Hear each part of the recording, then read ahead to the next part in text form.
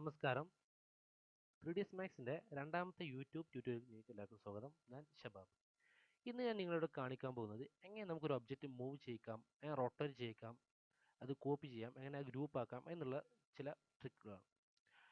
ഇതിൻ്റെ മുമ്പത്തെ ട്യൂട്ടോറിയലിൽ ഞാൻ കാണിച്ചിരുന്നത് എങ്ങനെ നമുക്ക് ഒരു ബോക്സ് ക്രിയേറ്റ് ചെയ്യാം, അത് എങ്ങനെ അതിൻ്റെ മോഡിഫൈ ചെയ്തിട്ട് അങ്ങനെ സൈസ്, ലെങ്ത്ത്, ഹൈറ്റ് എന്നിവ എഡിറ്റ് ചെയ്യാം എന്നതെല്ലാം ഇതാണ്. അപ്പം എൻ്റെ ഈ യൂട്യൂബ് ചാനലിലെ ഈ വീഡിയോ ഫസ്റ്റ് ടൈമാണ് കാണുന്നതെങ്കിൽ നിങ്ങൾ എൻ്റെ ഈ യൂട്യൂബ് ചാനൽ സബ്സ്ക്രൈബ് ചെയ്യുക. ഓക്കെ, നമ്മൾ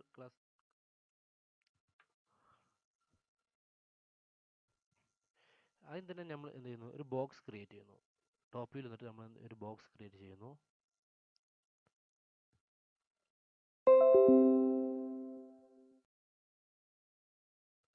ഈ ബോക്സ് ക്രിയേറ്റ് ചെയ്ത ശേഷം ഈ ബോക്സ് നമുക്ക് മൂവ് ചെയ്യിക്കാം എന്നതാണ് ഇത്. മറ്റൊരു ബോക്സ് ക്രിയേറ്റ് ചെയ്യുന്നു. ഈ ബോക്സിൻ്റെ മുകളിൽ എങ്ങനെ ഈ ബോക്സ് എടുത്തു വെക്കാം എന്നതാണ്. അങ്ങനെയാണ് മൂവ് ചെയ്യാം എന്നതാണ്. ഈ ബോക്സിൻ്റെ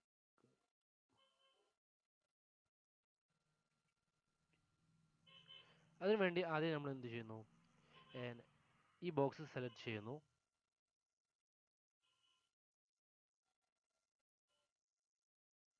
ഈ ബോക്സ് സെലക്ട് ചെയ്തതിന് ശേഷം മൂവ് ചെയ്യിക്കാനുള്ള ടൂള് W ആണ്. W പ്രസ് ചെയ്യുന്നു. ഈ W പ്രസ് ചെയ്യുമ്പോൾ നമുക്ക് ഇവിടെ Y ആക്സിസും X ആക്സിസും നമുക്ക് കാണാൻ സാധിക്കും. അപ്പം അത് കണ്ടില്ലെന്നെങ്കിൽ നിങ്ങൾ X പ്രസ് ചെയ്യുക. X പ്രസ് ചെയ്യുമ്പോൾ നമുക്ക് ഇങ്ങനെ ഒരു വരും. ചിലവിൽ ഇത് ഓട്ടോമാറ്റിക് ഹൈഡായി കിടക്കും. അപ്പോൾ നിങ്ങൾ W ടൂൾ ഉപയോഗിച്ചിട്ട് നിങ്ങൾക്കിത് ഇവിടെ ഈ ഗ്രീൻ ബട്ടണും റെഡ് ആരോയും കണ്ടില്ല എന്നെങ്കിൽ നിങ്ങൾ X പ്രസ് ചെയ്താൽ നിങ്ങൾക്കിത് കാണാൻ സാധിക്കും. അതിനുശേഷം നമുക്ക് ഈ ഒബ്ജക്റ്റ് ഇതിൻ്റെ മുകളിലേക്കാണ് എടുത്തു വെക്കേണ്ടത്. അതിനുവേണ്ടി ഞാൻ എന്ത് ചെയ്യുന്നു, ഇത് സെലക്ട് ചെയ്തതിന് ശേഷം ഞാൻ ഇവിടെ വെച്ചിട്ട് ഇത് ഇവിടേക്ക് നീങ്ങി വെക്കുന്നു. ഇപ്പോൾ നമുക്ക് കാണാൻ സാധിക്കും.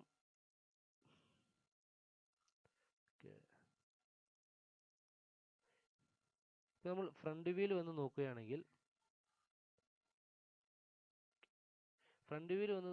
ചെയ്യുകയാണെങ്കിൽ നമുക്ക് ഇവിടെ കാണാൻ സാധിക്കുന്നത്, ഇവിടെ ഇതിൻ്റെ നേരെ ഒപ്പം ഗ്രൗണ്ട് ലെവലിലാണ് ഇത് വന്നിരിക്കുന്നത്. നമുക്ക് ഇത് വേണ്ടത് ഇതിൻ്റെ ഹൈറ്റ് ഇവിടെ ഓട്ടോമാറ്റിക് ഇങ്ങനെയാണ് വേണ്ടത്. അപ്പോൾ നമ്മൾ ഒരു ഒബ്ജക്റ്റ് നമ്മൾ മൂവ് ചെയ്യുകയാണെങ്കിൽ നമ്മൾ ടോപ്പ് വ്യൂവിൽ വെച്ച് മാത്രം മൂവ് ചെയ്താൽ പോരാ. നമ്മൾ ഇതിൻ്റെ 3D വ്യൂവിലും ഫ്രണ്ട് വ്യൂവിലും അല്ലെങ്കിൽ ലെഫ്റ്റ് വ്യൂവിലും വെച്ചിട്ട് നമ്മൾ അത് നോക്കണം, അതെങ്ങനെയാണ് വന്നിരിക്കുന്നത് അതിൻ്റെ പ്രിവ്യൂ.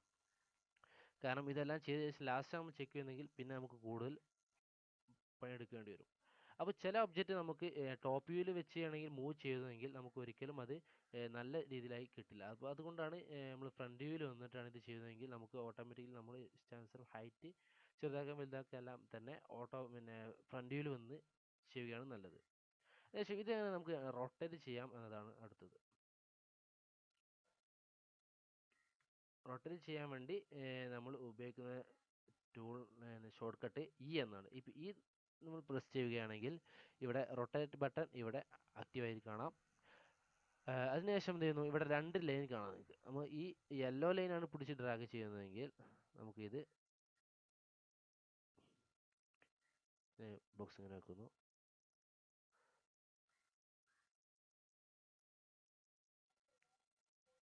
ഓക്കെ, ഏകദേശം ഞാൻ ഈ ടൂള് ഓഫ് ചെയ്യുന്നു.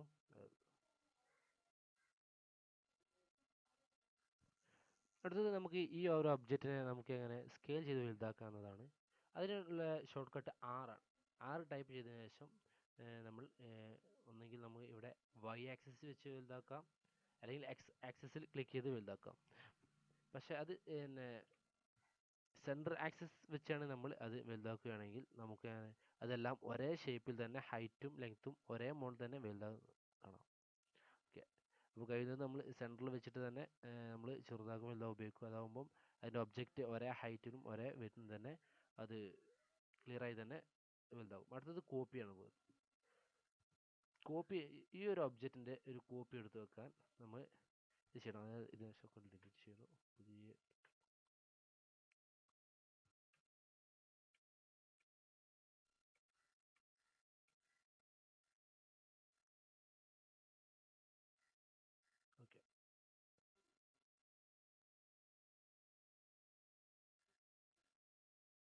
മോഡിഫൈ ചെയ്തിട്ട് ഇതിൻ്റെ ലെങ്ത്ത് ചെറുതാക്കുന്നു. ഞാൻ എന്ത് ചെയ്യുന്നു, ഒരു 50, ഒരു 50, ഒരു 10, ഹൈറ്റ് 10 കൊടുക്കുന്നു. ഓക്കെ. ഈ ഒരു ഒബ്ജക്റ്റ് നമ്മളിപ്പോൾ ഒരു സോഫ സെറ്റാണ് ഉണ്ടാക്കുമെന്ന് വിചാരിക്കുക. അപ്പോൾ നമുക്ക് എന്ത് ചെയ്യുന്നു, ഈ ഒരു ഒബ്ജക്റ്റിനെ നമുക്ക് എന്ത് ചെയ്യണം, കോപ്പി എടുക്കണം. ഈ കോപ്പി എടുക്കണമെങ്കിൽ നമുക്ക് ഉപയോഗിക്കുന്ന ടൂളാണ്. ആദ്യം തന്നെ നിങ്ങൾ മൂവ് ടൂൾ എടുക്കുക. ഈ മൂവ് ടൂൾ എടുത്തതിന് ശേഷം നമ്മൾ ഷിഫ്റ്റ് പ്രസ് ചെയ്തതിന് ശേഷം നമ്മൾ വൈ ആക്സിസ്, നമ്മളിപ്പോൾ എക്സ് ആക്സിസിലാണെങ്കിൽ ഗ്രീൻ ആക്കിയിട്ട് ഡ്രാഗ് ചെയ്യുക, അല്ലെങ്കിൽ എക്സ് ആക്സിസിലാണെങ്കിൽ ഈ റെഡ് ബട്ടൺ ഇവിടെ ക്ലിക്ക് ചെയ്തിട്ട് എന്ത് ചെയ്യുന്നു, റെഡ് ആരോനെ ക്ലിക്ക് ചെയ്തതിന് ശേഷം ഷിഫ്റ്റ് ഞെക്കി പിടിച്ച് നമ്മൾ ഡ്രാഗ് ചെയ്യുന്നു.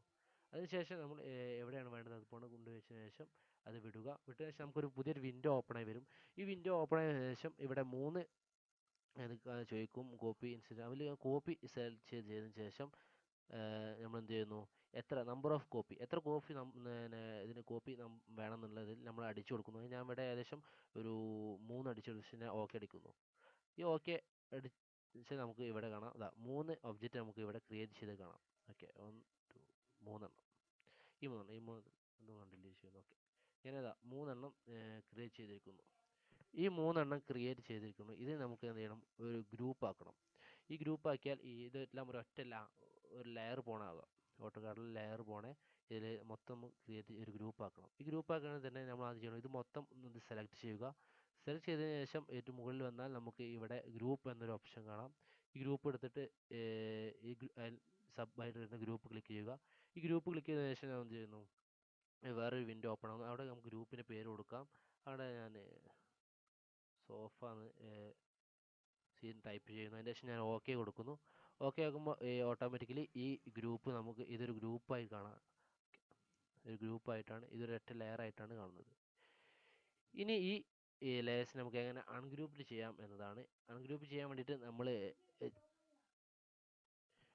ഈ ഒബ്ജക്റ്റിനെ അൺഗ്രൂപ്പ് ചെയ്യാൻ വേണ്ടിയിട്ട് നമ്മൾ എന്ത് ചെയ്യുന്നു, ഏത് ഒബ്ജക്റ്റിനാണ് നമ്മൾ ഗ്രൂപ്പ് ആക്കിയത് ആ ഒബ്ജക്റ്റിനെ സെലക്ട് ചെയ്തതിന് ശേഷം നമ്മൾ ഇതിന് മുമ്പ് ഗ്രൂപ്പ് ചെയ്ത പോലെ തന്നെ അതേ ബട്ടണിൽ നിന്ന് ഗ്രൂപ്പ് എന്ന ബട്ടൺ ക്ലിക്ക് ചെയ്തതിന് ശേഷം നമ്മൾ എന്ത് ചെയ്യുന്നു, അൺഗ്രൂപ്പ് എന്ന് ക്ലിക്ക് ചെയ്യുന്നു. അപ്പോൾ ഓട്ടോമാറ്റിക്കലി തന്നെ അൺഗ്രൂപ്പ് ചെയ്താൽ അത് ഓട്ടോമാറ്റിക്കലി അൺഗ്രൂപ്പ് ആയിരിക്കും. അപ്പോൾ ഇത് അൺഗ്രൂപ്പ് ആക്കിയാൽ നമുക്ക് ഓരോന്ന് വ്യത്യസ്തമായി തന്നെ കാണാം. ഓക്കെ,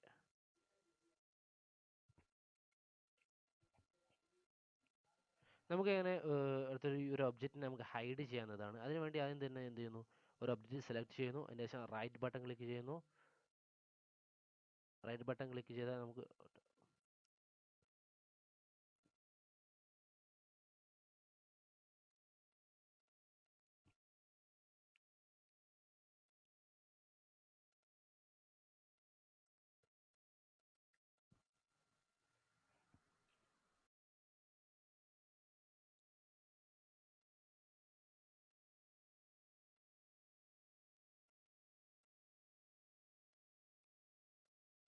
ഇവിടെ റൈറ്റ് ബട്ടൺ ക്ലിക്ക് ചെയ്യുകയാണെങ്കിൽ നമുക്കിവിടെ അൺഹൈഡ് ഒരു ഓപ്ഷൻ കാണാം. അത് ക്ലിക്ക് ചെയ്യുകയാണെങ്കിൽ നമ്മൾ സെലക്ട് ചെയ്തത് അൺഹൈഡ് ആയിരിക്കും. ഇതിപ്പോൾ ഇവിടെ മൗസ് ഓക്കെ, അത് അൺഹൈഡ് ഓപ്ഷൻ കാണാൻ നമുക്ക് ഇവിടെ റൈറ്റ് ബട്ടൺ ക്ലിക്ക് ചെയ്തതിനു ശേഷം ഇവിടെ അൺഹൈഡ് സെലക്ട് ചെയ്യുന്നത് കണ്ടാൽ നമുക്ക് ഓട്ടോമാറ്റിക്കലി അത് അൺഹൈഡ് ആയി പോകും. അതിനുശേഷം ഹൈഡ് ആക്കാൻ തന്നെ റൈറ്റ് ബട്ടൺ ക്ലിക്ക് ചെയ്ത ശേഷം അൺഹൈഡ് ഓൾ നിൽക്കുകയാണെങ്കിൽ അത് ഓട്ടോമാറ്റിക്കലി തന്നെ അത് അൺഹൈഡ് ആയി വരും. ഓക്കെ, അപ്പം ഇവിടെ രണ്ടാമത്തെ യൂട്യൂബ് ട്യൂട്ടോറിയൽ ഓട്ടോകാഡ് ട്യൂട്ടോറിയൽ ഇവിടെ അവസാനിക്കുന്നു. ഇനി അടുത്ത ട്യൂട്ടോറിയലിൽ നമുക്ക് ഒരു സോഫ ക്രിയേറ്റ് ചെയ്യാം. ഇതെല്ലാം വെച്ചിട്ട് നമുക്ക് എങ്ങനെ സോഫ ക്രിയേറ്റ് ചെയ്യാമെന്നതാണ് അടുത്ത ട്യൂട്ടോറിയൽ ഞാൻ കാണിക്കുന്നത്. Thank you for watching. Please subscribe my YouTube.